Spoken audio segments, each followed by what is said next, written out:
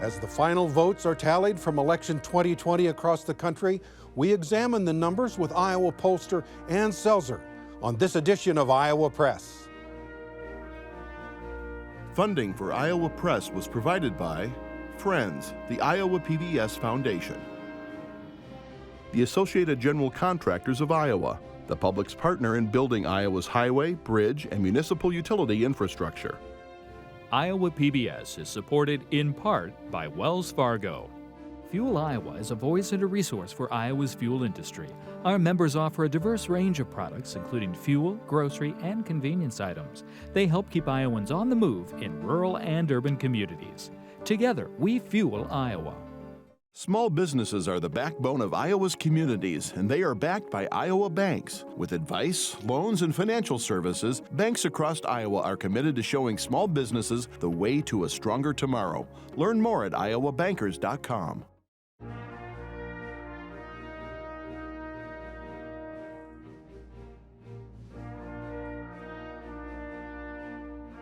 For decades, Iowa Press has brought you politicians and newsmakers from across Iowa and beyond, celebrating nearly 50 years of broadcast excellence on statewide Iowa PBS. This is the Friday, November 6th edition of Iowa Press. Here is David Yepsen. Americans held their collective breath this week as Election Day turned into Election Week with extended vote counting in battleground states across the country. In the highest turnout election ever, there were many surprises for voters and political observers, including disparities in final margins from the expectations of public opinion polls. The final Des Moines Register Mediacom Iowa poll in late October raised eyebrows for pegging large leads for Donald Trump and Joni Ernst in this state. Other pollsters predicted a close race or leads for Joe Biden and Teresa Greenfield here. The Iowa poll was the clear winner of election night, and its pollster Ann Selzer joins us today at the Iowa Press table to discuss it. Ann, welcome to the show. It's always a pleasure to be here, David. Good to have you with us. And I want our viewers to know that you and I are taping this interview on Friday afternoon. Right. Well, let's begin. We know what happened in Iowa, but why? What were the elements that went into the Republican victories in this state? You know, there's so many. I'll just touch on a couple and maybe we'll follow up. But I think when you look at the presidential race and how the counties fell, they fell identically to the way they fell in 2016. That is, Joe Biden won 6 counties. He won the same 6 counties that Hillary Clinton had won. So Iowa, as just geographically a predominantly red state, there hasn't been that much change. There was a bit of a whisper, or seemed like wind at the time, in 2018 in the congressional races, and Democrats seemed to have some momentum. But perhaps it was a wake-up call for Republicans, and in they came, and they did well at the polls. What were Iowans saying with their votes? You ask people why they vote the way they do. What did you find about Well, we ask what issues are important to them, and then we try to divine the why there. I think one of the things we noticed was a clear and consistent message from Republicans that it's the economy, stupid. That what was driving their vote more than anything else was the economy. And for Democrats supporting Joe Biden, it was more dispersed. There were some that cared about COVID. There were some that cared about restoring what is good about America. That was our language there. There were some about competent leadership, but there wasn't that one key thing that people could latch on to. And you heard that as you talked to people out on the street too, I bet. So do you think Iowa is a red state or a purple state? We had the Republican state chairman sitting right where you were, and he was saying he thought Iowa was a purple state. The governor said, no, Iowa's a red state. What do you think? You know, it depends on how you define it, I suppose. But if purple means that there will be times that Democrats are elected and there will be times that Republicans hold more sway, then Iowa is purple. It depends on the quality of the candidates and depends on the consistency and clarity in the message. One of the things demographically that I look at, that I've noticed over the years in polls, if you look at a map of the country, Iowa seems to be performing more like Nebraska and Missouri than Wisconsin and Minnesota. It's as if it isn't northern Iowa or southern Iowa, it's sort of a diagonal across our state. Is there anything to that? Is there some demographic reason why that? Well, I've never looked at the geometry quite like that. We certainly look at the river counties on the Mississippi side and see that those can swing, that blue-collar manufacturing sector side. And they swung for Donald Trump, and they did not come back. And I think there was a lot of expectation for the first congressional district after they had elected Abby Finkenauer 2 years ago, that was a meaningful and lasting change. There can be change in Iowa, but lasting, I think that's the hard part. Other polls, including yours, early on had a much closer race, but in the end it broke for Trump and Ernst. What did you see that many of us did not? Well, we certainly saw a difference in our data, which if you're a pollster and this is your final poll, that there's a little bit of a clench to be sure that everything is right. So we looked at all the different ways that things came together, and as you know, our approach is to trust our method. But just from a spectator point of view, when a little bit of inside, but when we released our September poll, I remember saying to the editors and reporters at the Register, if I were Joni Ernst or advising her, I would tell her to attach herself to Chuck Grassley, who had shown himself rather popular in that poll, and never leave his side. So there were things that can happen between a September poll and a final poll. And the second thing, I have, again, this is observational, Governor Branstad resigned as the ambassador to China and came back and was on the campaign trail. Specifically, he has said the reason for his timing was to campaign. And as you know as well as I, he knows the state very, very well, and perhaps was not just a presence, but an advisor about where the votes are that can be had. So did Republicans do a better job, in your estimation, of firing up their base than Democrats did? They certainly had a clear and consistent message. And then I think if you watch the final week ahead of the election, there was more electricity on the Republican side. There were more rallies, there was more hype. My office is in Valley Junction, and there was a Trump parade that came by a couple of times with people honking their horns and showing some excitement. I happened to be listening to Rush Limbaugh earlier this week, perhaps Monday. He was talking about our poll.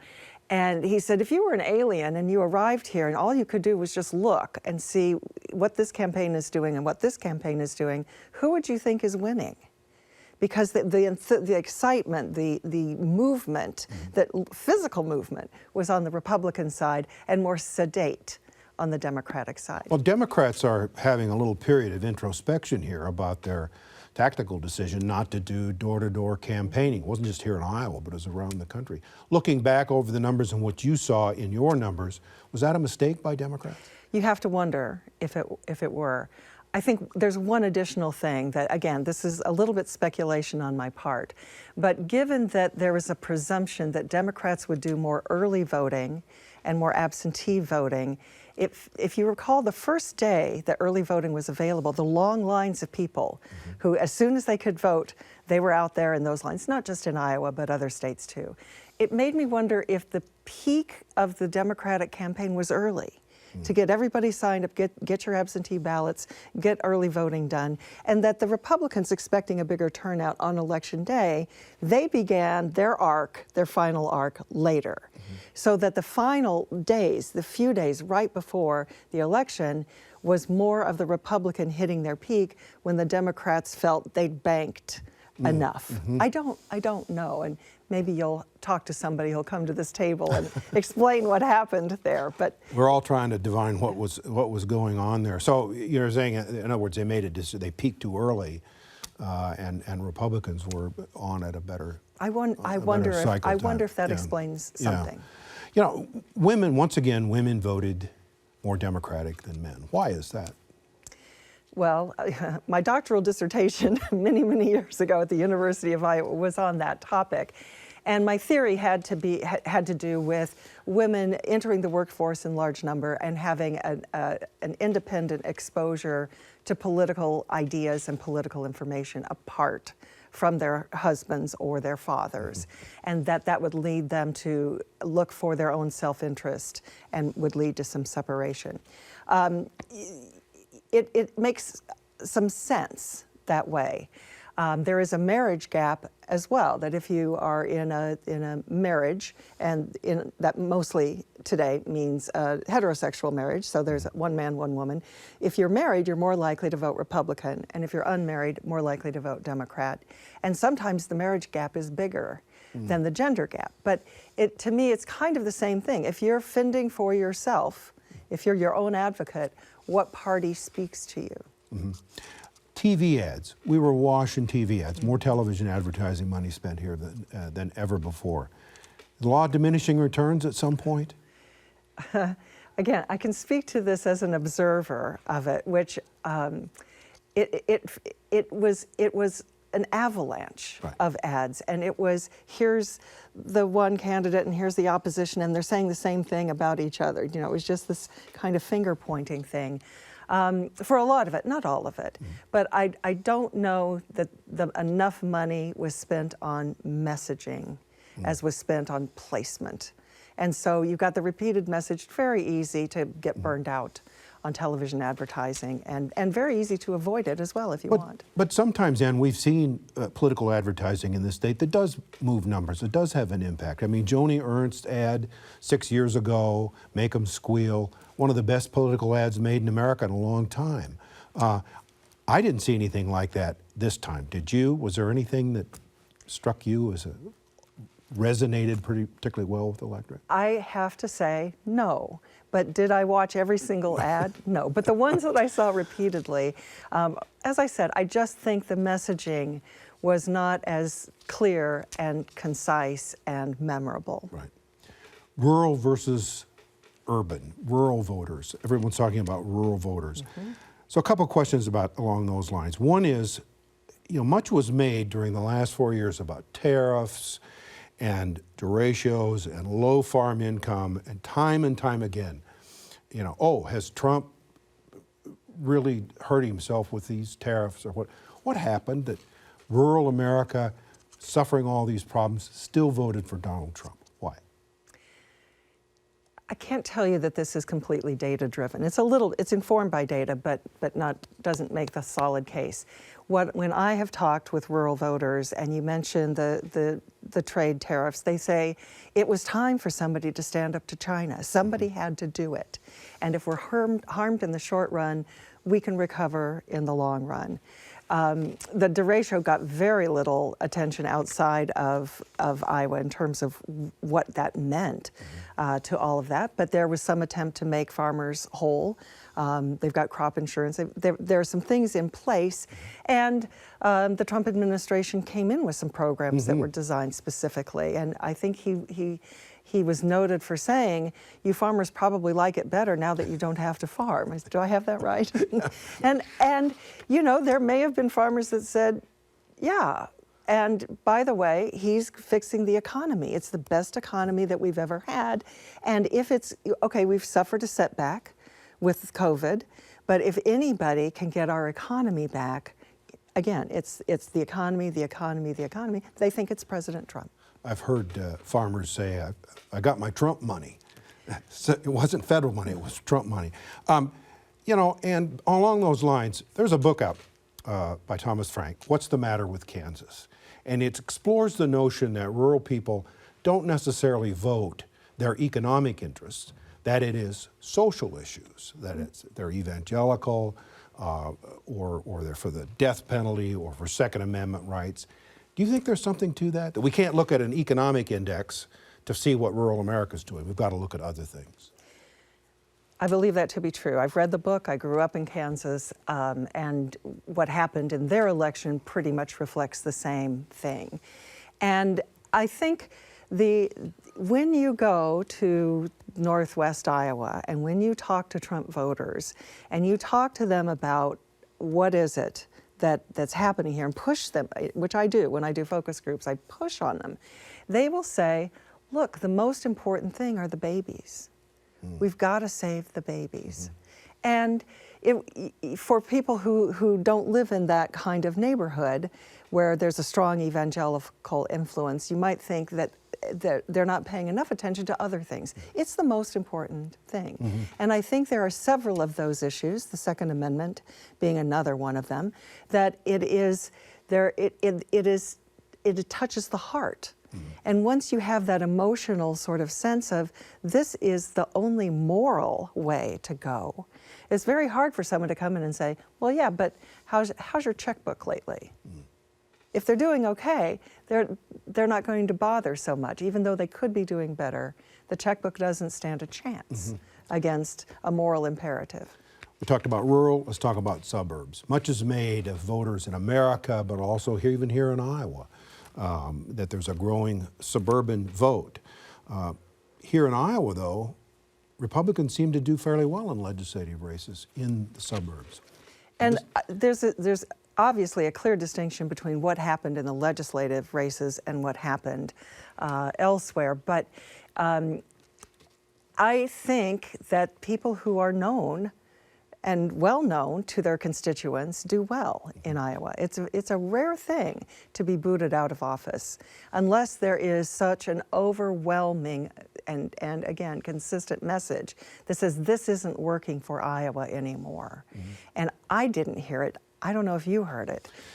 I wonder if we don't make too much out of the suburbs. I mean, if you look at Iowa's population, there are a lot of us who are 1 or 2 generations removed from small town Iowa or the farm. You grew up in Kansas. I grew up in Jefferson, Iowa. So I grew up in urban Kansas. Well, all right, but I mean, so my point is that we talk about suburbs, but is that really that big of a deal in terms of the electorate? There are a lot of evangelicals, for example, who live in the suburbs. Are we making too much out of it? I think where you live, people do tend, this is trite, tend to sort themselves by where do they feel comfortable. And they build a community of like-minded souls where they live. So they go to the same church, they shop at the same grocery store. There's a certain amount of that birds of a feather come and live together. But in a city like Des Moines, if you look at many neighborhoods in Des Moines and you look at West Des Moines, it's not like it's a completely different universe. It's not like Urbandale is a completely different universe. So there's more intermarriage, if you will, in terms of how people relate that way. But I think it may have had more to do with the women's vote than suburb-urban necessarily. What do you mean? That suburban women in particular showed an early distaste for the Trump style of presidency, and there was some backing off of that. And showed up in Iowa in 2018 in terms of flipping a couple of congressional districts.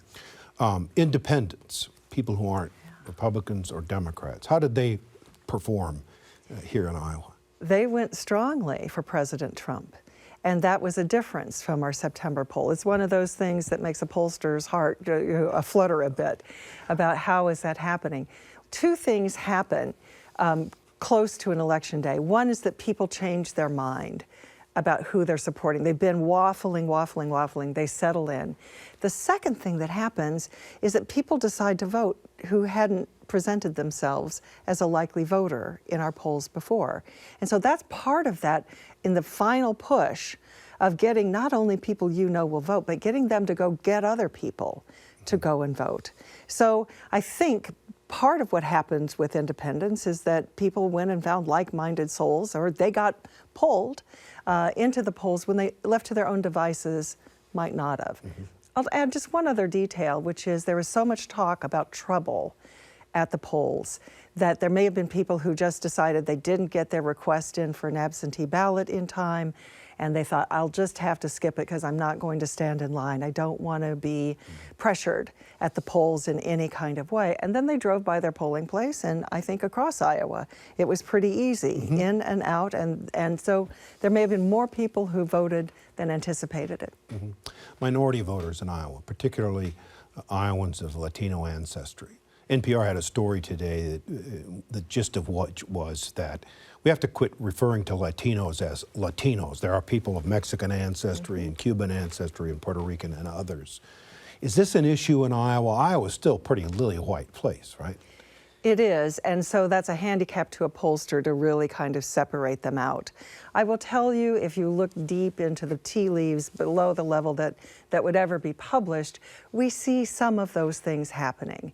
We do not see that it is necessarily a slam dunk for Democratic candidates among Latino, among African Americans, and among Native Americans. Now, I say this literally at the tea leaf level, the tiny little dots of data that simply show something that you might not expect in terms of an overall, this is, you're either white or you're non-white. If you're non-white, it's a good predictor you're going to vote Democratic. We're seeing some shakeup in that. Now, Republicans were doing pretty well with registrations of felons who had regained the franchise, and there was a lot of speculation among Republicans that a lot of these are minority voters, and you know, they'll be Democrats. Well, in fact, there were a lot of them that were white, blue collar, and they opted to vote for Republicans. We could go on about that. I want to switch gears, Ann, to the mechanics of polling. After that final poll, you took a lot of grief from Democrats and others because you were so different than they were. What did you see? I realize I'm asking you about your secret sauce here, but what did you see that everybody else missed? This is really in the mechanics, and it can get technical, so I'll try to avoid it. My approach to polling is to think about it as polling forward. That is, I don't want to get in the way of my data revealing to me what is happening. So I don't want to make assumptions. I don't want to make any judgments about what is the right outcome or the wrong outcome. There are a lot of other polling outfits that decide how they're going to weight their data by looking backwards to see what was I expecting, and how would they have arrived at that, except to look at past elections and sort of, you know, embed those assumptions into their data. I call that polling backward. And our approach is to stay out of the way. So when we see these numbers that are different from our September poll, we check everything that we normally check to make sure there's nothing there's no funny business going on. And once we're convinced that it's okay, now we have to explain it to our client and have them feel comfortable. But my approach that maybe sets me apart is to just let it stand. And it can be an agonizing few days because you're in potshot land as everybody comes out to say, she's terrible, she'll be fired, this is no good, don't pay any attention to it. And I've been the outlier queen many times, so you'd think I would be used to it. It's not comfortable, but all I can do is wait and see. Just trust the force. Trust my method, yeah. What do you say to people who, you hear this, and you've heard this, I never get polled, I don't answer phones. No, nobody who has a landline anymore. I don't answer phone numbers I don't recognize. Is that true? How do you overcome that? Sure, it's true. And this is probably the thing I worry about for our industry in the middle of the night, which is we rely on the kindness of strangers who will look at their phone when it rings and decide to answer it and decide to stay on the phone with us for a few minutes, and for no pay. They're volunteering an asset that they hold, and we make money off of that. And I don't know that business model, I keep saying, I don't know how long this can last, but I've said that for several cycles now.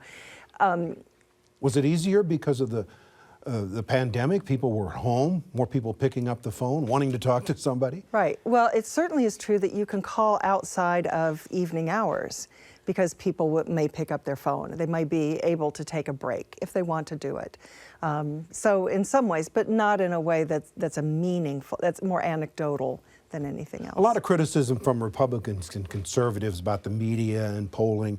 Do you find it harder to reach Republicans and conservatives than Democrats and get them to respond? We would have no way of knowing if it's more difficult to reach them if they won't talk to us. So I can only look at how did our polls perform, and we must have reached an okay number of Republicans, right? Or our numbers would not be accurate. Do people know who the Iowa poll is? Does that help you get people to respond? I mean, it's not like Quinnipiac's calling up and people say, what? You know, people are familiar with the Des Moines Register, they're familiar with Mediacom, they're familiar with the Iowa poll. Is that a help? in increasing responses? I would like to think it is. I would like to think when an Iowan answers the phone and says, hello, I'm calling from the Iowa poll, that gives them some comfort. But I can't tell you that it's an enormous advantage. Yeah. One last thing, we got a minute left. The caucuses. You had to pull a poll, and it was very controversial. What happened? Why did you do that? There was an incident where a person who was part of the Pete Buttigieg campaign was polled, and they didn't hear their candidate's name mentioned. And so that caused, a little bit of a concern. We investigated it. We found out that on the terminal where the polling was taking place, a person had made the font bigger so that the whole list of candidates wasn't on the same screen. So they didn't realize there were more candidates to be named. And we, they're sort of flash forward as we're trying to work all this out on the day that the poll is going to be released. It became apparent that the poll would be weaponized. Right. No matter what we did, there was no way to come through unscathed, and rather than risk all of that and the integrity of the poll, it was pulled. Yeah, you got a lot of criticism from people, but in the industry, you did the right thing. Thank you. Hope so. We have to leave it there. Thanks, Ann. Appreciate it. My pleasure. And we'll be back next week with another edition of Iowa Press at our regular times, Friday night at 7:30 and again at noon on Sunday.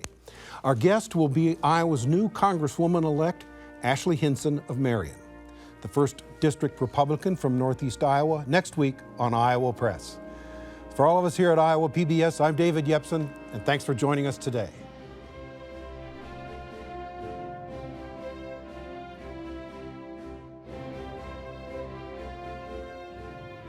Funding for Iowa Press was provided by Friends, the Iowa PBS Foundation, the Associated General Contractors of Iowa, the public's partner in building Iowa's highway, bridge, and municipal utility infrastructure. Iowa PBS is supported in part by Wells Fargo. FUELIowa is a voice and a resource for Iowa's fuel industry. Our members offer a diverse range of products, including fuel, grocery, and convenience items. They help keep Iowans on the move in rural and urban communities. Together, we fuel Iowa.